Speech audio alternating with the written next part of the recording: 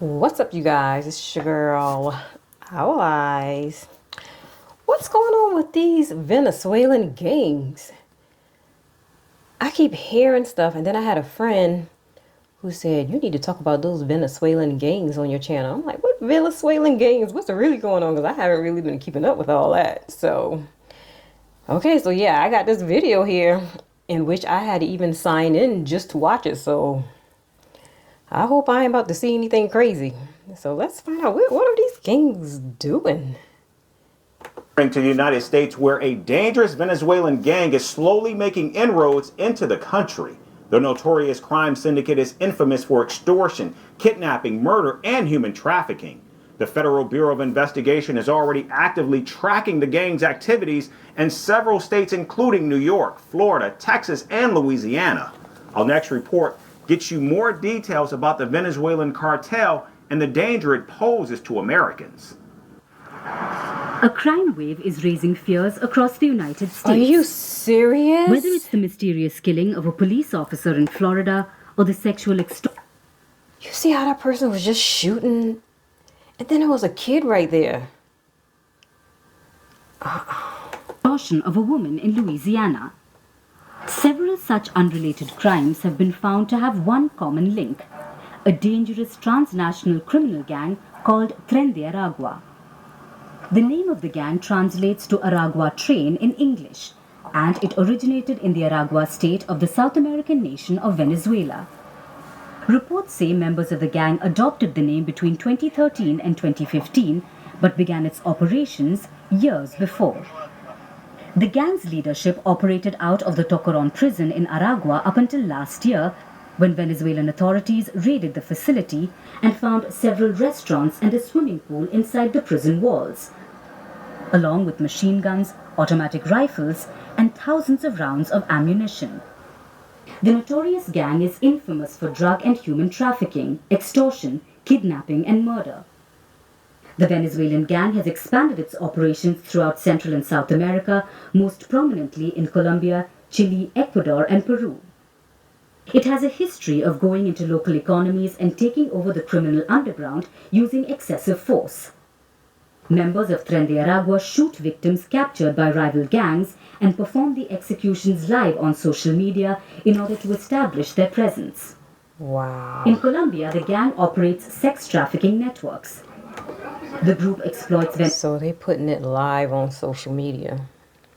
You know what? I think I did hear something about Venezuelan people coming here. But I think when I heard about it, it wasn't nothing to do with the gangs. So I'm guessing maybe this is what they were talking about.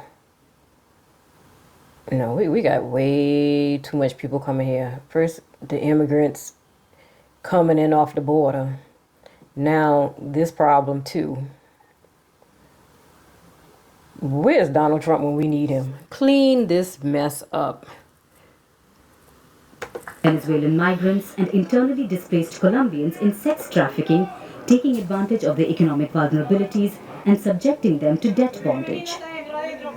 And now, the criminal syndicate has made its way to North America.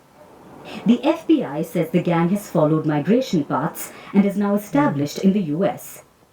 So far, the group has been found to be operating in the U.S. states of Louisiana, Texas, Virginia, New Jersey, Florida, Georgia, New York, and Illinois. Don't come to South Carolina. Even former President Donald Trump has commented on the rise of the gang violence. He claims crime rates in Venezuela have dropped as the country is sending gang members to the United States. His remark comes just months after a group of Republican congressmen sent a letter to President Joe Biden and urged him to designate Tren de Aragua as a transnational criminal organization. So, with the Venezuelan gang spreading its operations in the U.S., it remains to be seen how President Biden will react to his latest threat. Man, Biden, he's sleeping. Don't even worry about it. Yeah, y'all won't find him. Sleepy Joe. Sleeping on the job. Boy. I mean, they was just shooting people out of nowhere on the street. And y'all want to ban guns? I mean, I can see... No, man. How we gonna protect ourselves and the president ain't even doing nothing about it? Well, he ain't gonna be the president no more, but you gotta be able to arm yourself. I mean, because if the police and everybody else ain't doing what they supposed to be doing, how you gonna protect you and your family? And they too close. Georgia, no, I'm gonna need y'all to, no, I don't wanna say move out west because I don't want nobody getting harmed, but they too much on the north side for me. Too much on the north-south side, north and south, and I saw somewhat, was it the New Jersey area, I think it was, or somewhere? News Nation obtaining a memo warning law enforcement that an estimated 1,000 TDA members have been given the green light to attack officers. News Nation's Alicia Nieves joins us now live from New York, where these gang members have actually shot at police. Alicia, how widespread is this gang? Yeah, Anna, good morning. This is a violent Venezuelan gang that's infiltrated U.S. cities across the country from coast to coast, becoming more brazen and organized, according to authorities. In just the last 2 months, we have had at least 3 major incidents on the West Coast and here back on the East Coast.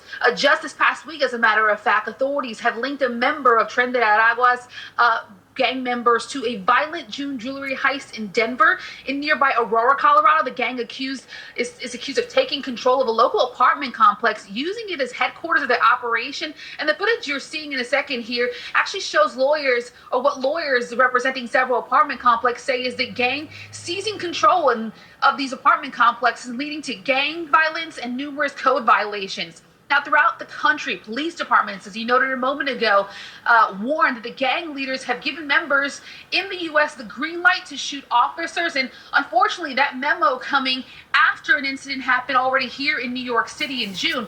As you said a moment ago, 2 NYPD officers were shot by a man living out of actually that memo coming after leaders have given members in the U.S. the green light to shoot officers, and unfortunately, noted a moment ago, warned that the gang leaders have given members in the U.S. the green light to shoot officers, and unfortunately, that memo coming after an incident happened already here in New York City in June. As you said a moment ago, 2 NYPD officers were shot by a man living out of a migrant shelter. That man, Bernardo Raul Castro Mata, after his arrest. Yeah, I had to listen to that again. Because I thought it was saying, I didn't hear it right, I guess. I thought it was saying that the police officers were giving people the green light to shoot them, arm yourself, shoot them. But that's the gang members giving the green light to shoot the police officers. So when they gonna give people the green light to shoot these gang members? Gun. Now, Castro Mata also told investigators that gang leaders actually have been instructing a lot of their members here in the U.S., especially here in New York City, to bring guns into shelters, and they're able to do so relatively easily by utilizing food delivery services because food is not scanned through the security system at these shelters. So this is obviously a growing concern, not only here in New York City, but again, across the country from the West Coast to the East Coast. We do know federal agencies are on this and trying to work with local officials to curb this growing gang activity. Yeah. Well, it sounds like if that's the weak spot, they need to start scanning the food trucks then as they're coming through. Alicia, thank you so much. So, wow.